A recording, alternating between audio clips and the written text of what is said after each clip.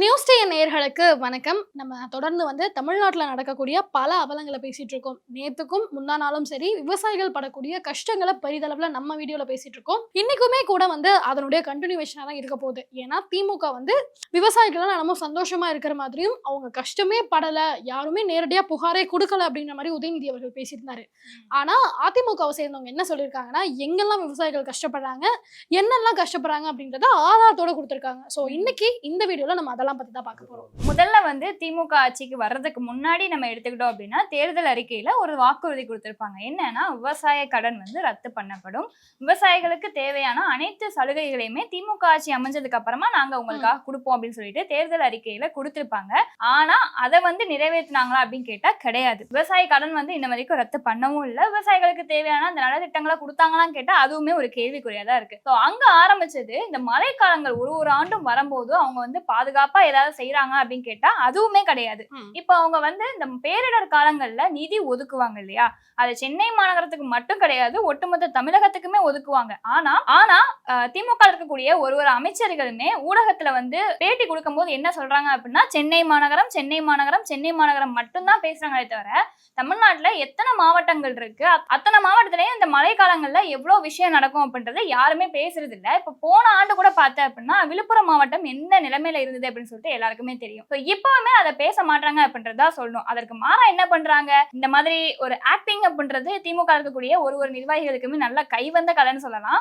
உதயநிதி அவர்கள் 2 நாட்களா இந்த மழை பெய்த இடங்களுக்கு போய் பாக்குற மாதிரியான போட்டோக்கள் இப்ப ட்விட்டர் பகுதியில வெளிவந்துட்டு இருக்கு. அது மட்டும் கிடையாது, அவர் எந்த மாதிரி எல்லாம் வேலை பார்க்கறாரு அப்படின்றது ஒரு வீடியோவாவே வெளிவிட்டு இருக்காங்க. அதுல கேமராமேன் பின்னாடி இருந்துட்டு ரோலிங் ஆக்ஷன் அப்படின்ற மாதிரி ஒரு வார்த்தை சொல்றாரு. இங்க அவர் நடிக்கிற மாதிரியான ஒரு செயல்பாடு இருக்கு. ஸோ இதெல்லாம் பார்க்கும்போது அவங்க மக்களுக்காக உண்மையிலே உழைக்கிறாங்களா இல்ல நடிக்கிறாங்களா அப்படின்றது மக்களே பார்த்து தெரிஞ்சுப்பாங்க இல்லையா? ஆமா, இது மட்டும் கிடையாது. இப்ப பொதுவாவே திமுக அப்படின்னா விளம்பர மாடல் அரசு அப்படின்ற ஒரு பேர் இருக்கு. அது மட்டும் இல்லாம இப்ப போட்டோ ஷூட் அரசு அப்படின்ற ஒரு பேருமே புதுசா ஆட் ஆயிருக்கு. இவங்க என்ன பண்ணாலும் சரி, எங்க போனாலும் சரி, அப்படி இல்லைன்னா ஒரு ரூம்குள்ளேயே செட் பண்ணி போட்டோ ஷூட் பண்றாங்களா என்னன்றதும் தெரியல, எல்லாத்தையும் டக்குன்னு ஒரு அப்டேட் வந்துட்டே இருக்கு. மக்களுக்கு இந்த மாதிரி ஏதாவது செய்யறாங்களான்னு பார்த்தா கண்டிப்பா ஒண்ணுமே கிடையாதுன்னு தான் சொல்லணும். ஏன்னா இப்போ சொன்னோம், விழுப்புரம் போன மழைக்கு ரொம்ப கடுமையா பாதிக்கப்பட்டது. அதுக்கு முன்னாடி இந்த கஜா புயல்ன்றது எல்லாருக்குமே ஞாபகம் இருக்கும். இப்போ இந்த திமுக அரசு விவசாயிகள் கஷ்டமே படல அப்படின்னு சொல்லிட்டு ஒரு நாடகத்தை நடத்துறாங்கல்ல. இந்த கஜா புயலால அதிகமா டெல்டா தான் பாதிக்கப்பட்டுச்சு, தென்னை மரங்கள்லாம் வேரோட சாஞ்சிருச்சு அப்படின்ற மாதிரி பல செய்திகள் இருந்துச்சு. அப்போ எடப்பாடி அவர்கள் என்ன பண்ணாரு அப்படின்னா, தென்னை விவசாயிகளுக்கெல்லாம் அவ்வளவு சன்மானம் கொடுத்தாங்க. அது மட்டும் இல்லாம நிவாரணம் நிறைய கொடுத்தாங்க. மறுபடியும் நீங்க உங்களுடைய பழைய நிலைமைக்கு வரணும் அப்படின்னா என்னென்னலாம் பண்ண முடியுமோ அது எல்லாத்தையுமே அதிமுக அரசுன்றது பண்ணுச்சு. இப்போ விவசாயிகள் அவங்க படக்கூடிய கஷ்டங்களை வெட்ட வெளியில போட்டிருக்காங்க, மக்களுக்கு காட்டுறாங்க, எல்லாருமே அதை பாக்குறாங்க. அப்படி இருந்தும் உதயநிதி அவர்கள் என்ன சொல்றாரு அப்படின்னா, விவசாயிகள் நேரடியா எங்ககிட்ட புகாரே கொடுக்கல, அந்த மாதிரி ஒரு விஷயம் நடக்கவே இல்லை, இபிஎஸ் அவர் சும்மா ஏதோ சொல்லணும்ன்றதுக்காக சொல்றாருங்க அப்படின்ற விஷயத்த சொல்லியிருக்காரு. இந்த இடத்திலும் நெல் கொள்முதல் செய்யப்படவில்லை என்ற விவசாயிகள் இதுவரைக்கும் யாரும் எந்த புகார் மனுவும் அளிக்கவில்லை. டிபிசியில் கொண்டாந்து நெல் அடிக்க ஒரு 20 நாளைக்கு மேலே ஆகுதுங்க. நெல் கொள்முதல் செய்யல 15 தினங்களா கொண்ட நேரடி நெல் கொள்முதல் நிலையத்துல எல்லாம் அடுக்கி வச்சிருக்கோம். 15 நாளா காத்துக்கிட்டு இருக்கோம். கடந்த 10 நாட்களுக்கு மேலாக பாத்தீங்கன்னா பல்வேறு டிபிசில நெல் மூட்டை வச்சுட்டு காத்திருக்க வேண்டிய மிகப்பெரிய சூழ்நிலை இருக்கு. அதே போல இங்கே நெல் மூட்டைகள் மழையில் நனைந்து முளைத்து விட்டது என்ற ஒரு நாடகத்தையும் திரு எதிர்க்கட்சி தலைவர்கள் தெரிவித்திருக்கிறார்.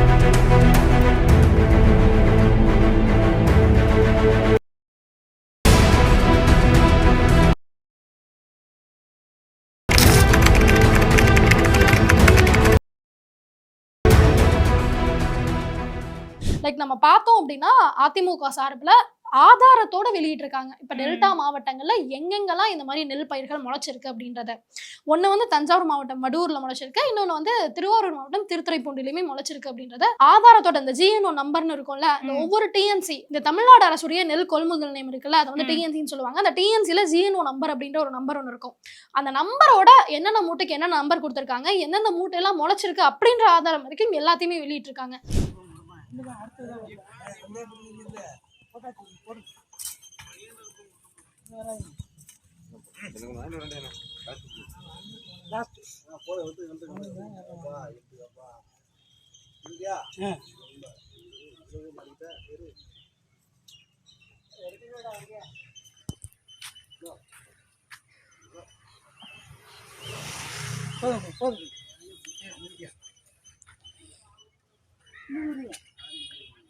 வடூர் மேல்பாதி நேரடி நெல் கொள்முதல் நிலையத்தில் இன்று வெள்ளிக்கிழமை 24/10/2025 நெல் மூட்டைகள் முளைத்து கிடக்கும் அவல நிலை.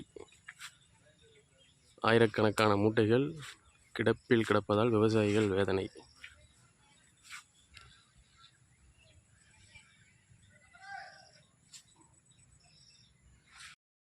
இதுக்கு திமுக அரசு என்ன சொல்ல போகுது, உதயநிதி அவர்கள் என்ன சொல்ல போறாரு அப்படின்ற ஒரு கேள்விதான் மக்கள் மத்தியில இருக்கு. இதை தொடர்ந்து பார்த்தா அப்படின்னா இந்த சம்பவங்கள் நடந்துட்டு இருக்கும் போதே ஒரு 2 நாட்களுக்கு முன்னாடி வேளாண் துறை அமைச்சர் R.K. பன்னீர்செல்வம் அவர்கள் வந்து ஊடகத்துல ஒரு பேட்டி கொடுக்குறாரு. அவர் என்ன சொல்றாரு அப்படின்னா, கொஞ்சம் தானே முளைச்சிருக்கு, இதுல என்ன இருக்கு, நீங்க அதை வந்து பார்த்து பத்திரமா வச்சுக்கோங்க அப்படின்ற மாதிரியான ஒரு விஷயத்த தகவலா கொடுக்குறாரு. இந்த பக்கம் பார்த்தா அப்படின்னா உதயநிதி அவர்கள் அதெல்லாம் இல்லவே இல்ல, பொய் சொல்றாங்க அப்படின்னு சொல்றாங்க. அப்ப திமுகல இருக்கக்கூடிய நிர்வாகிகளே வந்து முன்னுக்கு பிறனான கருத்துக்களை வைக்கிறாங்க. இதுல எது உண்மை எது பொய் அப்படின்றது அவங்களுக்கே தெரியல. மக்கள் எப்படி அவங்களை நம்புவாங்க? இது மட்டும் இல்ல, இன்னும் நிறைய விஷயங்கள் வந்து அவங்க பண்ணிட்டு தான் இருக்காங்க அடுக்கடுக்கா. இப்ப மழைக்காலங்கள் வந்துருச்சு அப்படின்னாலே தமிழகத்துக்கு தேவையான எல்லா விஷயத்தையுமே எல்லா பாதுகாப்பையுமே கொடுக்க வேண்டியது தமிழக அரசு தான். ஆனா அவங்க இப்ப என்ன சொல்றாங்க அப்படின்னா, மழை வர்றதை எங்களால எப்படி கணிக்க முடியும் அப்படின்ற மாதிரியான ஒரு தகவலை வெளியே கொடுக்குறாங்க. இதே 2022 காலகட்டங்கள்ல போய் பார்த்தா அப்படின்னா PTR அவர்கள் வந்து ஒரு விஷயம் சொல்லியிருப்பாரு. மழை வர்றதை முன்னாடியே கணிக்க முடியும், அதுக்காகவே 10 கோடி மதிப்பிலான நவீன தொழில்நுட்பத்தை நாங்க கொண்டு வந்திருக்கோம் அப்படின்ற மாதிரியான ஒரு விஷயத்த சொல்லியிருப்பாரு. இந்த மழையை திடீரென்று யாரும் எதிர்பார்க்காத அளவுக்கு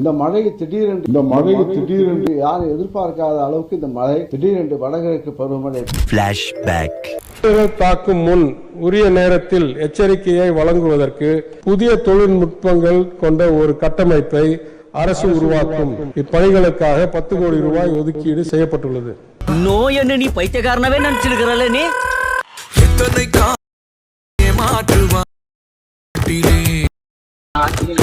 அப்போ மழையை வந்து கணிக்க முடியும் தான். மழையை கணிக்கிறதுனாலதான் நமக்கு வந்து தினமும் நியூஸ் அப்டேட் ஆயிட்டே இருக்கு. ஆனா இவங்க என்ன சொல்றாங்க, மழையை எப்படி வருதுன்னு சொல்லி கணிக்கவே முடியாது அப்படின்ற மாதிரியான ஒரு போலியான தகவலை வெளிவிடுறாங்க. சோ இந்த விஷயங்கள்லாம் நடந்துட்டு இருக்கும்பொழுது இப்ப கூட தமிழகத்துல, அதுவும் குறிப்பா சென்னைக்கு வந்து ஆரஞ்ச் அலர்ட்ன்றது வழங்கப்பட போகுது அப்படின்னு சொல்றாங்க. ஏன்னா மோந்தா புயல் வந்து உருவாக போகுது, ஒரு புயல் உருவாகி இருக்கு, அதுக்கு மோந்தான்ற பேருமே வச்சிருக்காங்க அப்படின்னு சொல்றாங்க. இப்போ தமிழ்நாடு முழுக்க இருக்கக்கூடிய பல மாவட்டங்கள் இந்த மழையால கடுமையா பாதிக்கப்படுது. திருச்சியில நேற்று ஒரு நாள் முழுக்க பெஞ்ச மழைக்கே, அதுவும் நைட்டு மட்டும் பெஞ்சிருக்கு, அதுக்கே தண்ணி வந்து முட்டிக்கால் வரைக்கும் இருக்கு.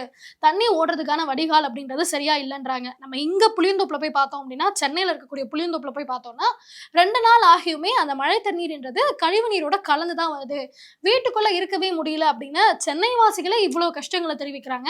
இத்தனைக்கும் சென்னைக்கு வந்து மேயர் பிரியா அவங்க வந்து 400 கோடி செலவு பண்ணியிருக்கோம், 400 கோடி ஒதுக்கி சென்னை முழுக்க வடிகால் எல்லாம் சீரமைச்சிருக்கோன்றாங்க. சென்னைக்கே இந்த நிலைமை அப்படின்னா இப்ப பிற மாவட்டங்களை எடுத்துக்கிட்டோம் அப்படின்னா பிற மாவட்டங்கள் எவ்வளவு பாதிக்கப்பட போகுது அப்படின்றது சுத்தமா தெரியல. ஏன்னா இங்க சென்னையில விவசாயம்ன்றது ரொம்ப ரொம்ப கம்மி, பிற மாவட்டங்கள்ல தான் விவசாயம்ன்றது அதிகம், கால்நடை வளர்ப்புன்றதுமே ரொம்ப அதிகம். இந்த மழையால விவசாயிகள் எந்த அளவுக்கு பாதிக்கப்படுறாங்களோ அதே அளவுக்கு கால்நடை வளர்க்கக்கூடியவங்களும் அவ்வளவு பாதிக்கப்படுவாங்க. இதுக்கான உரிய நடவடிக்கை அரசு எடுத்தா மட்டும்தான் இந்த மாதிரியான அசம்பாவிதங்கள்ல இருந்து தற்காத்துக்க முடியும்.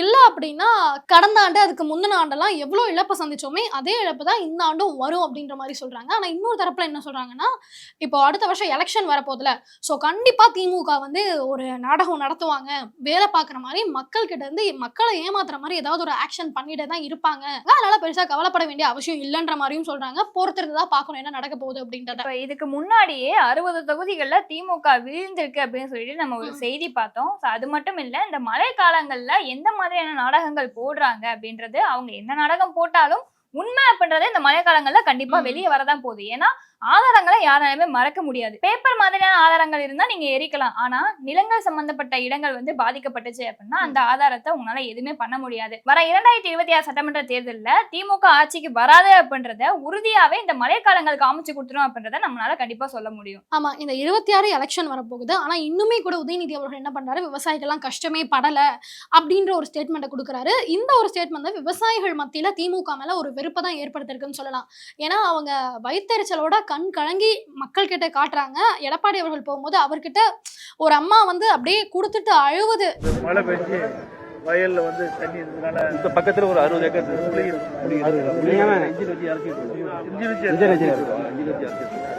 இதெல்லாம் அழிஞ்சு கம்மி, அதெல்லாம் ஒண்ணு இது ஒன்றும் ஆகாது.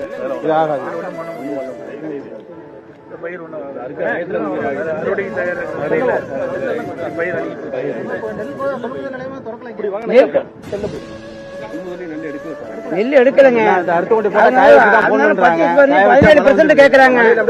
அப்படி எப்படியா கொட்டி முளைச்சுதான் கிடக்கு. டிபிஎஸ்ல கொட்டின நெல் எடுக்கவே இல்லைன்னு அப்படி எப்படிதான் கிடக்குது. இது யாரும் சரியான முறை திருவாரூர் மாவட்டத்தில் வந்து சரியான பயன்படு கிடைக்கவில்லை விவசாயிகளுக்கு. அனுப்பின இன்சூரன்ஸ் பயிர் நெல் வரைக்கும் எதுக்குமே முன்ன வரைக்கும் அனுப்பவே இல்லை. நெல்லுக்கு அனுப்பியிருக்காங்க, நல்ல பயிருக்கு அனுப்பியிருக்காங்க, வரவே இல்லை. ஆனா பர்டிகுலேஷன் சொல்றாங்களே தவிர எங்களுக்கு விவசாயிகளுக்கு எந்த இழப்பீடுமே கிடைக்கவில்லை.